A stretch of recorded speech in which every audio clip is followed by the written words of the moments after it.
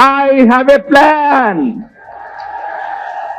for the people of my country, for my country. প্রধানমন্ত্রী হিসেবে তারেক রহমান যখন দায়িত্ব গ্রহণ করলেন তখন তিনি প্রথমবারের মতো দলীয় প্রধান, সংসদ সদস্য এবং প্রধানমন্ত্রী। এর পূর্বে তিনি এই দায়িত্বগুলো কখনো পালন করেননি। তার থেকেও বড় কথা, বাংলাদেশের সাথে তার 18 বছরের ফিজিক্যাল অনুপস্থিতিও একটি বড় ফ্যাক্টর ছিল। সাধারণ মানুষের মধ্যে গুঞ্জন ছিল, কেমন করবেন তারেক রহমান? 18 বছর পর দেশের মাটিতে পা দিয়ে তিনিই প্রথমে বলেছিলেন, I have a plan. I have a plan. প্রধানমন্ত্রী হিসেবে দায়িত্ব গ্রহণের পরপরই দেশবাসী দেখতে পেল হি হ্যাজ মেনি প্ল্যানস। দেশ নিয়ে, রাজনীতি নিয়ে, সরকার নিয়ে 18 বছর বিদেশের মাটিতে বসে তিনি অনেক পরিকল্পনা, গবেষণা ও প্রস্তুতি নিয়েছিলেন। দায়িত্ব গ্রহণের পর থেকেই তিনি যেভাবে একের পর এক রাষ্ট্র ও সরকার পরিচালনার উদ্যোগ গ্রহণ করেছেন, উন্নয়নের জন্য যে সকল জনমুখী প্রকল্প গ্রহণ করেছেন, কোনো প্রস্তুতি ছাড়া এগুলো কখনোই সম্ভব ছিল না। তারেক রহমানের সরকার দায়িত্ব গ্রহণের পর প্রথম 100 দিনই দিন বদলের ও দেশ বদলের অঙ্গীকার নিয়ে মাঠে নেমে পড়েন। ফ্যামিলি কার্ড, হেলথ কার্ড, কৃষক কার্ড, ইমাম ভাতা এর মতো জনমুখী কর্মসূচির পাশাপাশি জিয়াউর রহমানের খাল খননের মতো উদ্যোগ নিয়ে মাঠে ময়দানে নেমে পড়া দেশবাসীর কাছে ছিল একটি চমকের মতো। সে কারণে দায়িত্ব গ্রহণের প্রথম 6 মাসেই তারেক রহমানের সরকার অধিকাংশ নির্বাচনী প্রস্তুতি বাস্তবায়ন প্রক্রিয়া শুরু করে দিয়েছেন। যদিও 5 বছরের একটি সরকারকে মূল্যায়নের জন্য প্রথম 6 মাস যথেষ্ট সময় নয়, কিন্তু তারেক রহমান নিজেই প্রথম 6 মাস বা 180 দিনকে চ্যালেঞ্জ হিসেবে গ্রহণ করেছিলেন নিজের জন্য এবং তার ক্যাবিনেটের জন্য। তিনি বলেছিলেন, প্রথম 180 দিনের কর্মকাণ্ড বিশ্লেষণ করে তিনি ক্যাবিনেট রিসাফল করবেন। সেই প্রক্রিয়ার আলোচনা এখন গণমাধ্যমে।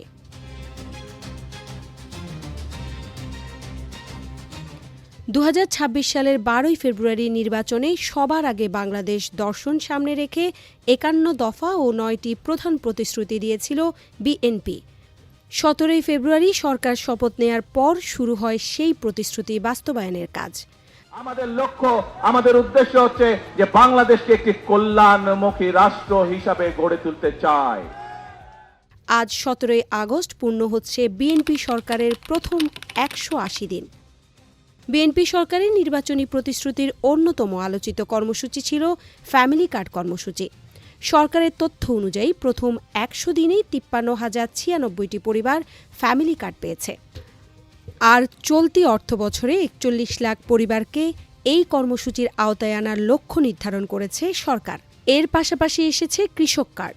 8 বিভাগের 10 জেলার 11টি উপজেলার পাইলটিং উদ্যোগ নিয়েছে সরকার।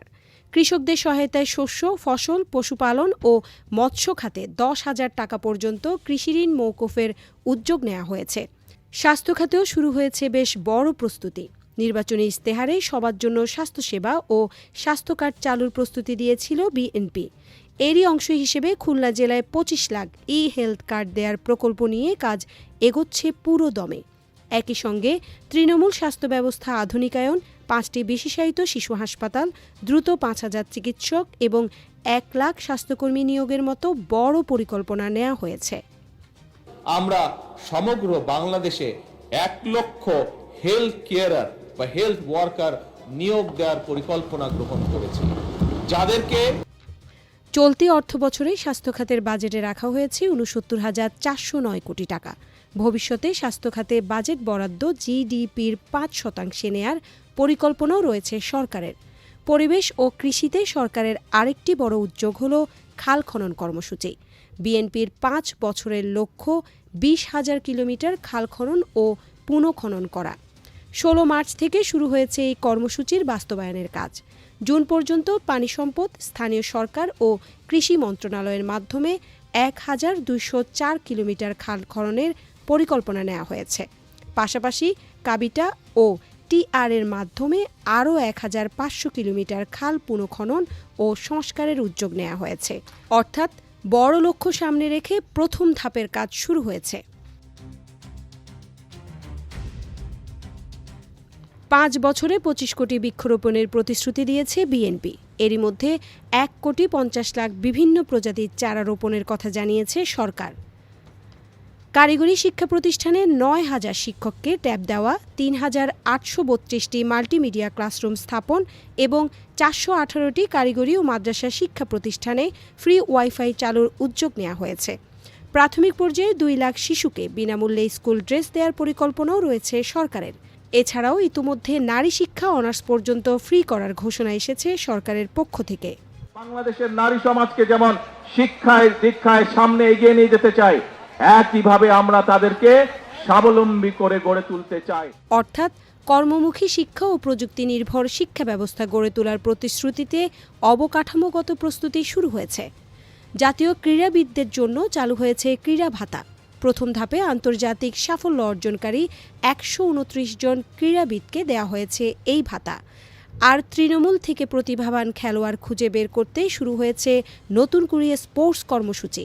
ইমাম, মুয়াজ্জিন, খাদেম, পুরোহিত সহ বিভিন্ন ধর্মীয় প্রতিষ্ঠানের প্রতিনিধিদের সম্মানী দেওয়ার কার্যক্রম শুরু হয়েছে। প্রধানমন্ত্রীর দেয়া তথ্য অনুযায়ী প্রাথমিক পর্যায়ে 9,102 জনের ব্যাংক হিসাবে সম্মানী পাঠানো হয়েছে। এটি ধর্মীয় ও সামাজিক সম্প্রীতি রক্ষার পাশাপাশি বিভিন্ন ধর্মীয় প্রতিষ্ঠানের প্রতিনিধিদের সামাজিক স্বীকৃতি দেওয়ার একটি উদ্যোগ হিসেবেও সামনে এসেছে।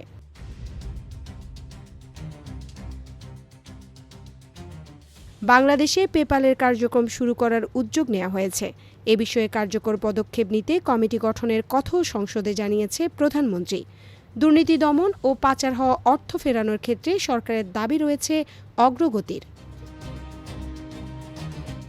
প্রথম 100 দিনের হিসাবে এস আলম গ্রুপে 4,264 কোটি টাকা স্থাবর সম্পদের জব্দের তথ্য দিয়েছে সরকার। বিদেশে পাচার হওয়া অর্থ ফেরাতে 10টি দেশের মধ্যে 3টির সঙ্গে চুক্তি সইয়ের কথাও জানানো হয়েছে। সরকারের পরিকল্পনা 3 ধাপে, প্রথম 180 দিন, 2026-27 অর্থবছর এবং আগামী 5 বছর। এই হিসেবে প্রথম 6 মাসকে মূলত ভিত্তি তৈরির সময় হিসেবে দেখা হচ্ছে। ফ্যামিলি কার্ড ও কৃষক কার্ডের পাইলটিং, খাল খননের কাজ, বৃক্ষরোপণের প্রস্তুতি, ক্রীড়া ভাতা, ধর্মীয় ব্যক্তিদের সম্মানী, শিক্ষা ও প্রযুক্তি অবকাঠামো এসব ক্ষেত্রে ইতোমধ্যে কার্যক্রম শুরু হয়েছে। অন্যদিকে স্বাস্থ্য কার্ডের পূর্ণ বাস্তবায়ন, 1 লাখ স্বাস্থ্যকর্মী নিয়োগ, ব্যাপক কর্মসংস্থান সৃষ্টি, বড় ধরনের শিক্ষা সংস্কার, সামাজিক নিরাপত্তা সম্প্রসারণ এবং 5 বছরের অর্থনৈতিক লক্ষ্য এসব এখনও সামনে বড় কাজ হিসেবে রয়েছে। সব মিলিয়ে বিএনপি সরকারের প্রথম 180 দিনের চিত্রকে বলা হয় প্রতিশ্রুতির পূর্ণ বাস্তবায়নের চেয়ে বাস্তবায়নের ভিত্তি তৈরির সময়। কিছু কর্মসূচি ইতোমধ্যে মানুষের কাছে পৌঁছেছে, কিছু রয়েছে পাইলটিংয়ে, আর বড় একটি অংশ রয়েছে দীর্ঘমেয়াদী বাস্তবায়নের অপেক্ষায়। শারমিন সুলতানা, নিউজ ডেস্ক, দৈনিক ইনকিলাব।